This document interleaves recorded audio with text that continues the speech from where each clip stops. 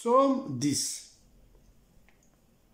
Yawe, pona nini otelemi mosika, pona nini obombami na ntango ya mpasi. Bato ya lolendo bazali konyokola bato ya mawa, bazali kokanga bango na mitambo. Bato ya mabe bazali komikumisa po balongi, bazali kochola Yawe pe koseka ye. Na lolendo nyonso, bato ya mabe bazali koloba, Nzambe azali te, apesaka pe etumbu te. Makanisi na bango nyonso bobele yango wana. Tango nyonso bazali kolonga na misala na bango. Bayebi te ndenge Nzambe akataka makambo.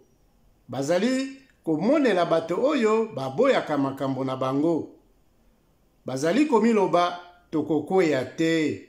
Pasi ekoyela biso ata mokolo moko te. Babimisaka maloba ya masuma pe ya lokuta. Balobaka bobele makambo oyo epesaka mawa pe mpasi.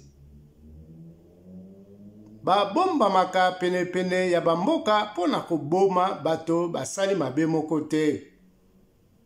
Balukaka konyokola bato oyo bazanga makasi. Babombamaka pona kotala lokola bantambo na kati ya esobe. Balukaka bato ya mawa po bakanga bango. Bakangaka bango pe babendaka bango na minyama. Bato ya mawa bazali kokweya na maboko ya bato mabe. Bango bazali komiloba, Nzambe atalaka te. Alingi koyeba te pe amonaka na ye eloko te. Yawe, omilakisa, Nzambe pesa bango etumbu. Kobosana bato ya mawa te. Pona nini bato ya mabe bazali kochola yo Nzambe? Pona nini bazali koloba ete yo pesaka etumbu te? Yo zali komona mpasi pe konyokwama ya bato ya mawa.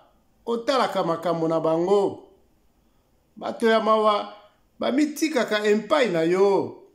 Pe yo moto obatelaka bana oyo bakufela baboti. Yawe, sukisa makasi ya bato ya mabe. Pesa bango etumbu, batika mabe oyo bazali kosala. Yawe, yo zali mokonzi seko. Bikolo ya banguna ekolimwa na mboka na yo.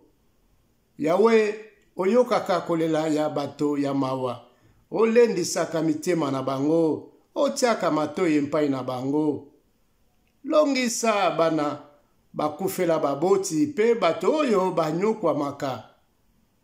Batika kobanga banguna pamba te bango bazali bobele mabele.